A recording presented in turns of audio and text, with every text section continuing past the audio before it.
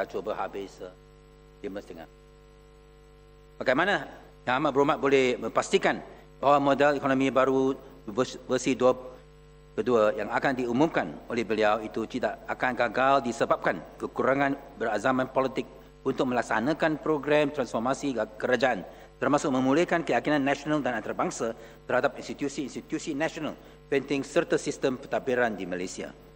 Tuan-tuan betul, selepas 1 tahun sebagai Perdana Menteri, keyakinan nasional dan antarabangsa terhadap institusi-institusi nasional penting serta sistem pentadbiran di Malaysia tidak nampak pulih, malah semakin buruk.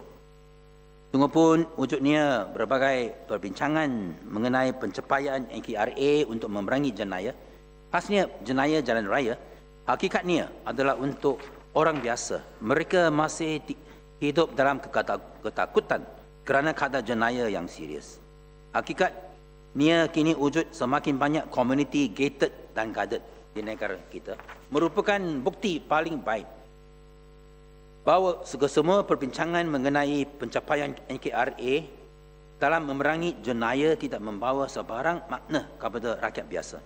NKRA memerangi jenayah hanya akan bermakna sekiranya rakyat merasa cukup selamat sehingga tidak lagi memerlukan community gated and guarded, dan bukan sebaliknya, di mana semakin ramai yang terpaksa duduk di dalam community gated dan guarded kerana merasa tidak selamat.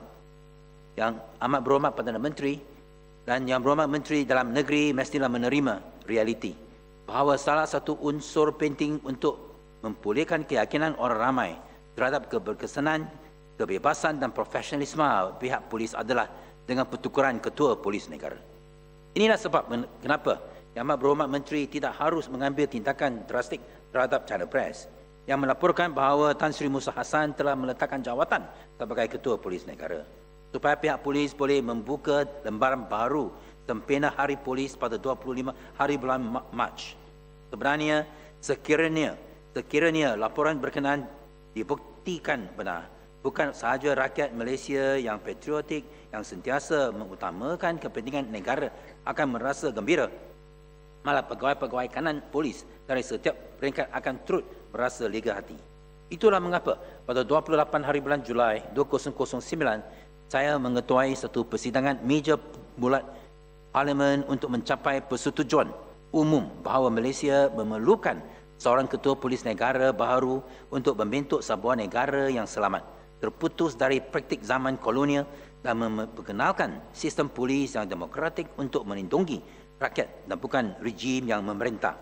Kenapa pada 1 hari bulan Ogos 2009 saya berkata dalam ucapan di Kuantan bahawa Musa sedang melancarkan tindakan membalas dendam terhadap saya dan lain-lain pemimpin-pemimpin Pakatan Rakyat kerana mengadakan persidangan meja bulat Parlimen, menyuruh supaya dilantik seorang ketua polis negara baru demi kepentingan negara yang lebih selamat, dan kempen ini ada diteruskan sehingga kita lihat di mana daripada 12 laporan polis yang dibuat terhadap Ketua Menteri Pulau Pinang, Exco Pulau Pinang dan pemimpin-pemimpin Pakatan Rakyat, 11 daripadanya ialah dibuat oleh pihak polis. Dan kenapa pada 7 hari bulan Ogos 2009 saya mengeluarkan satu kenyataan yang menyatakan bahawa jika dilakukan undian rahsia di kalangan 200 pegawai polis kanan dari ASP ke atas, majoriti dari undi berkenaan tentunya menyokong pelantikan seorang ketua polis negara yang baru.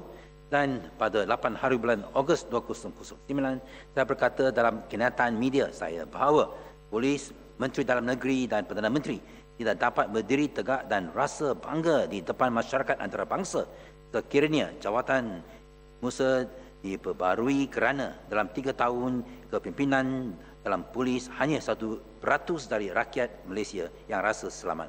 Dan saya harap dalam perkara ini Yang Berhormat Menteri Dalam Negeri akan memberi penjelasan mengenai sama ada Suruhanjaya Polis bila sudah bermesyuarat dan siapa sudah dinamakan untuk menggantikan Tan Sri Musa sebagai IGP yang baru daripada bulan September.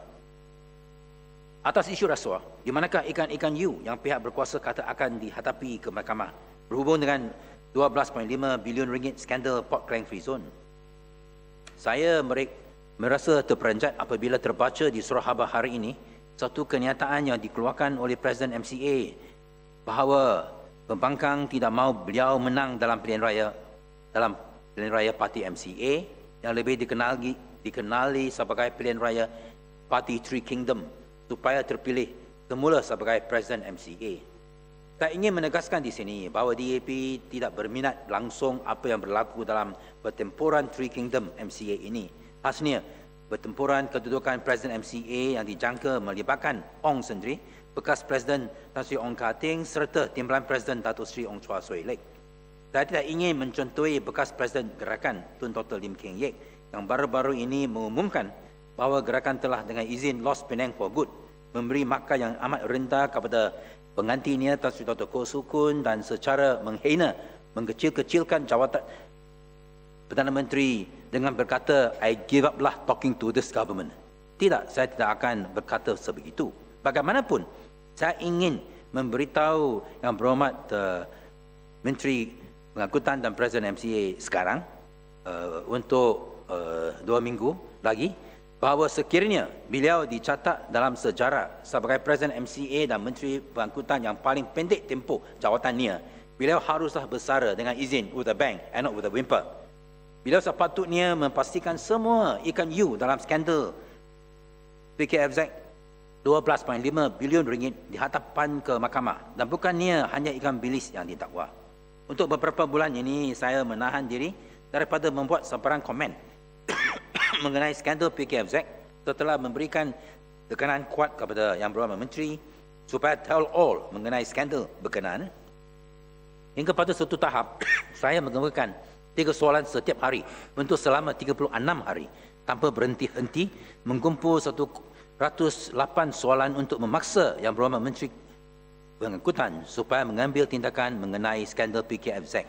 Saya ingin mengizinkan beliau bertindak bebas dan bukannya merasa terpaksa oleh apa-apa tekanan bila timbulnya petanda bahawa ada tindakan yang diambil untuk memastikan skandal PKFZ sedang diuruskan dan accountability mula dipulihkan.